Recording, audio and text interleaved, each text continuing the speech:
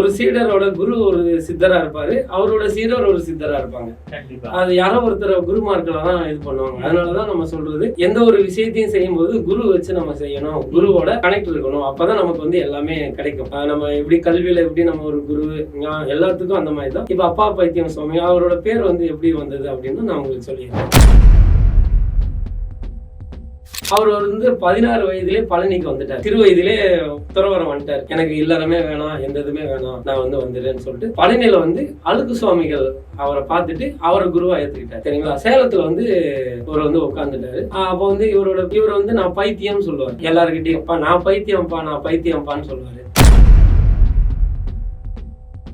இவர் வந்து 141 வயது வரைக்கும் வாழ்ந்திருக்காரு. அப்பா, சரிங்களா? அது சொல்லும் போது எனக்கு அப்பா தான் 141 வயது நம்ம வாழ முடியும். இன்னும் சித்தர்கள் எத்தனையோ ஆண்டு காலம் வாழ்ந்திருப்பாங்க. இப்ப சமீபத்துல 141 ஆண்டுகள் வாழ்ந்த ஒரு பெரிய சித்தர் இவர் வந்து அப்பா பைத்தியம். 2000 தான் இவர் வந்து ஜீவ சமாதி அடைஞ்சாரு. எல்லா சித்தருக்குமே ஒரு இது மட்டும் ஒன்னா ஒத்து போறதுன்னா இந்த அன்னதானம் தான். பூர்வ ஜென்ம புண்ணிய கணக்குப்படிதான் நம்மளோட ஆற்றல் நல்லா இருந்ததுன்னா அவங்க எல்லாம் நமக்கு ஈஸியா கனெக்ட் ஆவாங்க. அந்த மாதிரிதான் இந்த அப்பா பைத்தியம் சுவாமிகளோட குரு வந்து வேட்டைக்காரன் போது அழுக்கு சுவாமிகள் தான். இந்த ஜீவ சமாதிக்கும் நம்மளோட பாண்டிச்சேரி முதல்வர் வருவார்.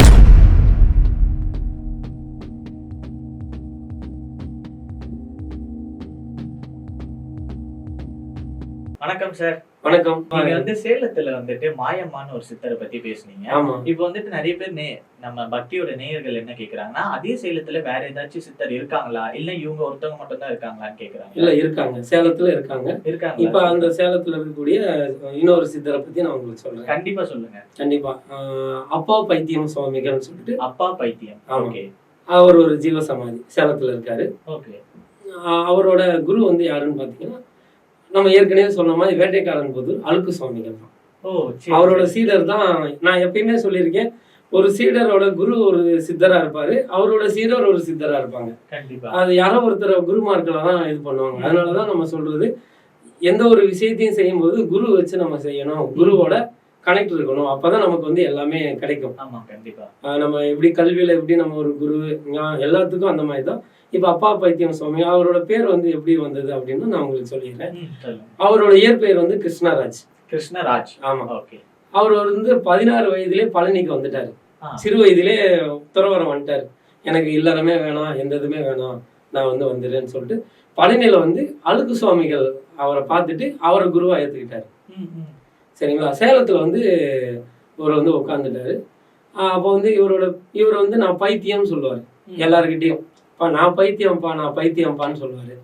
அப்புறம் வந்து இவர் என்ன பண்ணுவாருன்னா, எல்லாருக்கும் அப்பா ஸ்தானத்துல இருந்து அருள் கொடுப்பார். அவங்களோட குறைகள் எல்லாம் நிவர்த்தி பண்ணுவாரு. அப்ப இவருக்கு என்ன ஆச்சுன்னா, அதை ரெண்டையும் மேட்ச் பண்ணி பைத்தியம் அப்பா, அது அப்பா ஸ்தானத்துல ஒருத்தர் இருக்கிற போது அவர் என்ன செய்வார், அப்பா என்ன பண்ணுவாரு, எல்லாருக்கும் ஒரு அறிவுரை சொல்லி ஒரு சரியான பாதையை கொண்டு போனோம், வரவங்களுக்கெல்லாம் கஷ்டத்தை பூரா நிவர்த்தி பண்ணுவாரு. அப்பா பைத்தியம் சுவாமிகள்னு இவரோட பேர் வந்துருச்சு. இவரோட இயற்பெயர் வந்து கிருஷ்ணராஜ். இவர் வந்து 141 வயது வரைக்கும் வாழ்ந்திருக்காரு. அப்பா, சரிங்களா? அது சொல்லும் போது எனக்கு அப்பா தான் 141 வயது நம்ம வாழ முடியும்.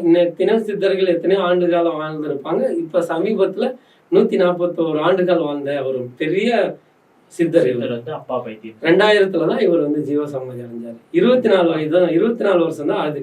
இப்பதான் 24வது குரு பூஜை எல்லாம் இப்பதான் நடந்து முடிஞ்சிருக்கு. முன்னாடி வீடியோல வந்து 30 வருஷத்துக்கான ஒரு சித்தரை சொன்னோம்.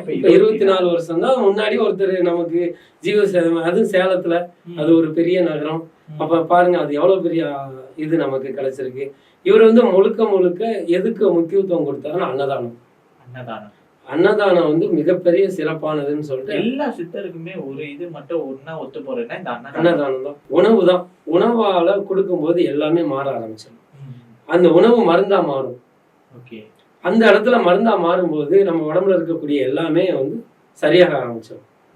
கண்டிப்பா ஒரு சித்தர் கோயில போய் தங்கிட்டு வர்றது, உணவு சாப்பிட்டு வர்றது, இது எல்லாமே நமக்கு வந்து பிளஸிங் தான்.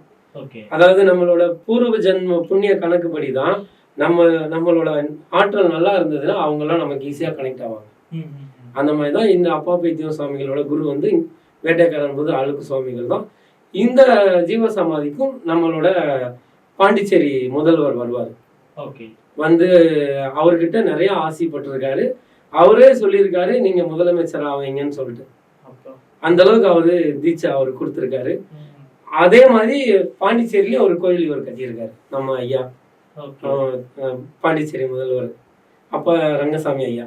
அப்ப எந்த அளவுக்கு அவங்க வந்து அந்த கனெக்ட் அவங்க இருப்பாங்கன்னு பாருங்க. நீங்க சேலம் வந்து நீங்க மறக்காம நீங்க இந்த ஜீவா சமாதி போயிட்டு வாங்க. ரொம்ப ரொம்ப அற்புதமா இருக்கும். ஒரு 10 நிமிடம் நான் பொதுவாகவே சொல்றது, எந்த ஜீவ சமாதி போனாலும் தியானம் பண்ணிட்டு வாங்க, தவம் பண்ணிட்டு வாங்கன்னு சொல்றது. அது பண்ண பண்ண நமக்கு நல்லது. சேலம் போக வாய்ப்பு இருந்தா கண்டிப்பா போய் இவரை போய் பார்த்துட்டு கண்டிப்பா போய் பார்க்கணும். தியானம் 141 வயசு, அதான் 141 வயசு வாழ்ந்திருக்காரு. 2000 தான் ஜீவ சமாதியின் போது. சமீப காலத்துல இவர் எத்தனை பேர் பார்த்திருப்பாங்க. கண்டிப்பா. அப்ப அவரு எவ்வளவு பெரிய விஷயம் அது. அது இன்னைக்கெல்லாம் நம்ம அந்த இடத்துக்கு போயிட்டு வர்றதுக்கு புண்ணியம் வேணும் நமக்கு. கண்டிப்பா கண்டிப்பா இவரோட ஜீவ சமாதியை போய் பார்த்துட்டு வாங்க. இவர் எப்படி அன்னதானத்துக்கு முக்கியத்துவம் கொடுத்தாரோ நீங்க அங்க போய் அன்னதானத்துக்கான பணம் ஏதோ கொடுத்துடுவாங்க. இல்ல அவர் பேரை சொல்லி நீங்க உங்க இடத்துல கூட அன்னதானத்தை செய்யுங்க.